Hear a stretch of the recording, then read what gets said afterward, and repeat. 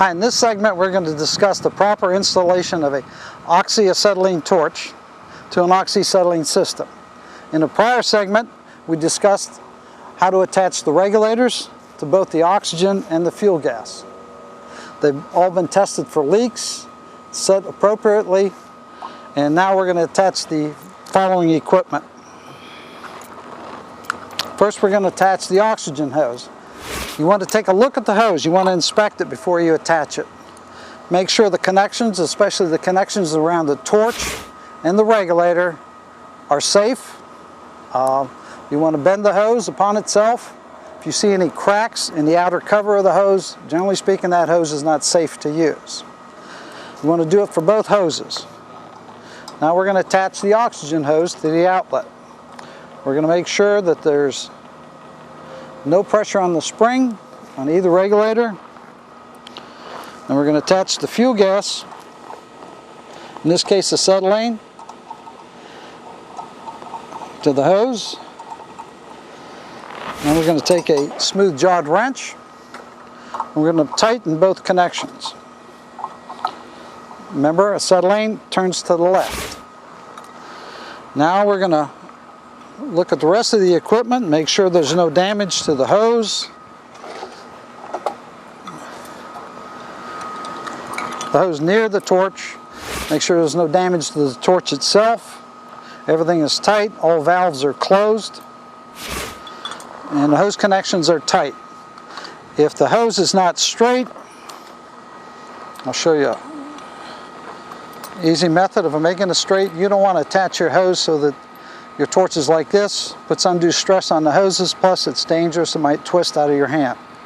So we'll make sure that they're straight and even, tighten them by hand,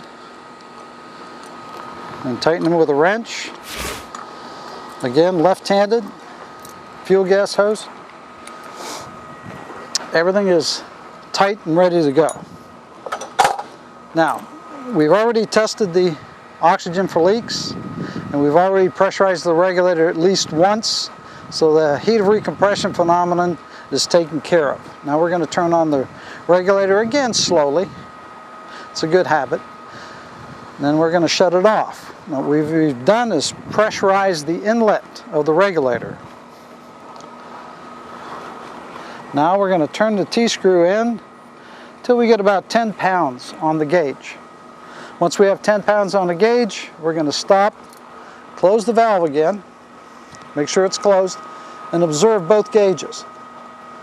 If there's no drop in pressure on either gauge, we know the system is gas tight through the stem, into the regulator, both gauges, through the hose, their connections, all the way to the torch, and we've even checked the valves on the torch, that they're functioning properly. We're going to turn it off again. We're going to back out on the, we're going to release the excess pressure until both needles go down to 0. Back out on the screw and get ready for setting the proper pressure. We're going to do the same pressure test on acetylene, but first we want to pressure test it with bubble solution. That's the alternative method of testing for leaks.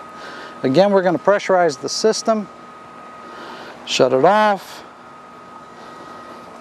give it a little bit of gas, 10 pounds of pressure, and again take some approved bubble solution, check the inlet, the outlet, gauge connections, and hose connections at the torch, so we don't have a leak. Now we're going to shut it off again, bleed off the excess pressure until both gauges go to 0. Shut the valve off again, and back off on the screw. This may seem like it takes a lot of time, but with a little bit of practice, it's very easy and quick to do. Again, you don't have to do both. Okay, we're going to do the same thing for the fuel gas. Turn it on, put a bubble of gas into the regulator, observe no leaks.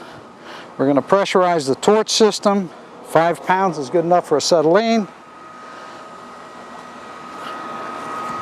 We're going to observe There's no movement of the needle, so that means that is gas tight also. Now we're going to bleed off the excess pressure to both needles rest on 0, close the valve again, and back out on the T-screw.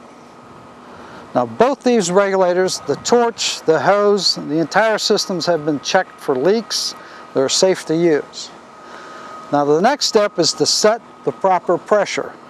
And you have to check with the manufacturer of the equipment what the recommended pressures are. In this case, this is a Harris torch and tip. It's a size 2.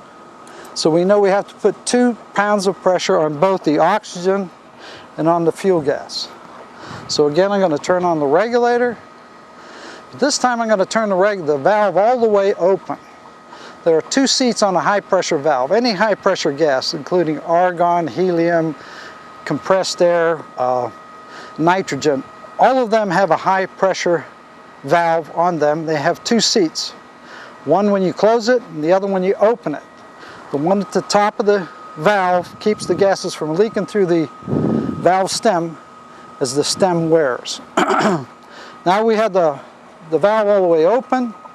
We're going to put the proper amount of pressure. So it's kind of difficult to read the pressure, but bring it off the needle approximately 1 or 2 pounds. So it's set at about 2 pounds. Now we're going to go to the acetylene. On a acetylene valve, you don't open it all the way. What you open it is at least a half to 1 full turn. You want to make sure if you have a problem, and most incidents occur around the valve itself. You want to be able to make sure that you can turn this valve off very quickly when necessary. So from one half to 1 full turn is all you need. Now we're going to set the pressure on the acetylene, and we're going to put it on 2 pounds.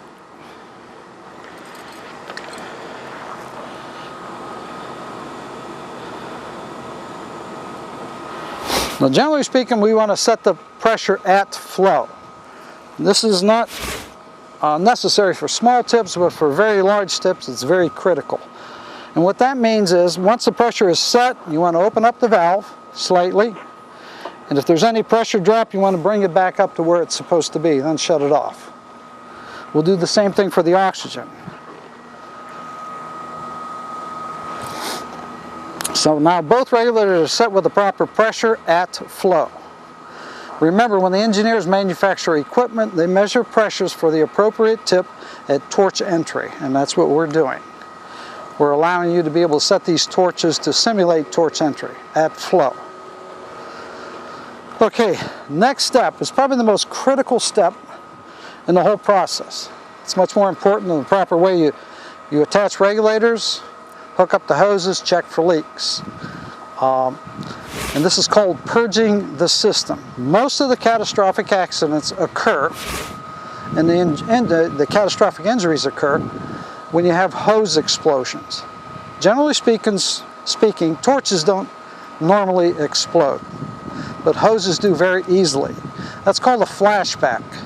And that occurs because the gases are mixed up into the wrong system. In other words, the fuel gas might have migrated for some reason into the oxygen hoses, or back up into the cylinders themselves, or into a pipeline, or the oxygen has reverse flowed into the acetylene system. Now to prevent this, to keep this from occurring, we have check valves. They're one-way valves. We also have flashback arresters. And Harris does encourage the use of both flashback arresters and check valves. In the event there is a failure of these type of devices, we want to make sure that we clear the system to prevent the catastrophic hose explosions.